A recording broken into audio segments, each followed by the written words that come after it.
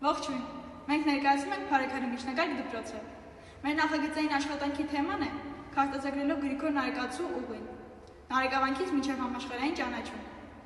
Նախագծային աշխատանքի նպատակն է ուսումնասիրել և քարտեզագրել Գրիգոր Նարեկացու կյանքի, ստեղծագործական և հոգևոր ժառանգության այն ճանապարհը, որը սկսվել է Նարեկավանքում և հասել է մինչև համաշխարհային ճանաչում, ընդգծելով Նարեկացու գաղափարների հավերժ արժեքը, նրա ազդեցությունը հայ և համաշխարհային մշակույթի վրա, ինչպես նաև նրա ուսմունքի արդիականությունը ժամանակակից հոգևոր աշխարհում։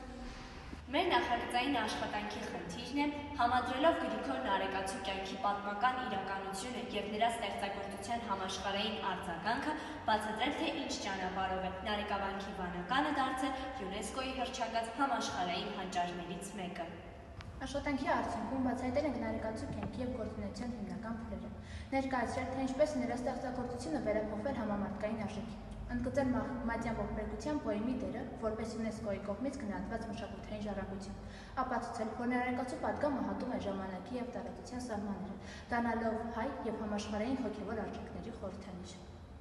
Նախագծային աշխատանքի ընթացքում այցելել ենք Փարաքարի Սուրբ Հարություն և Արմավիրի Սուրբ Գրիգոր Նարեկացի եկեղեցիները, հանդիպել տեղի քահանաներ Տեր Գեղամի և Տեր Տաճատի հետ, պարզաբանել, թե ինչպես է մատյան ողբերգության ստեղծագործությունը ընկալվում եկեղեցում և ինչպես է Նարեկացու ուսմունքը նպաստում հավատացյալի ներաշխարհի մաքրմանը։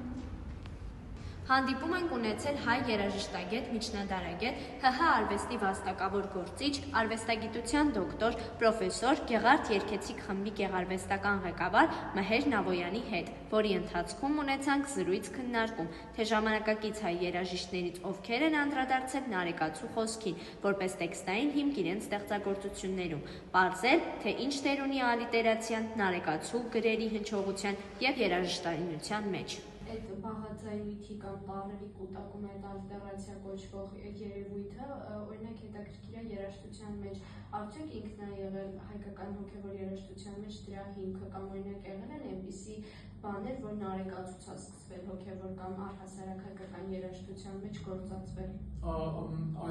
Ալիտերացիայի և դիսոնանսների հարցը պոետիկ արվեստի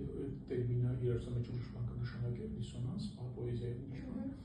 ուրեմն Այցելեցինք Մատենադարան, ծանոթացանք հայ միջնադարյան հոգևոր և մշակութային մեծ ժառանգությանը, Գրիգոր Նարեկացու աշխատության ցուցադրված օրինակներին, Սայաթ-Նովայի 1766 թվականի ինքնագիր ձեռագրին, որը ընդօրինակված էր Նարեկացու աշխատությունից։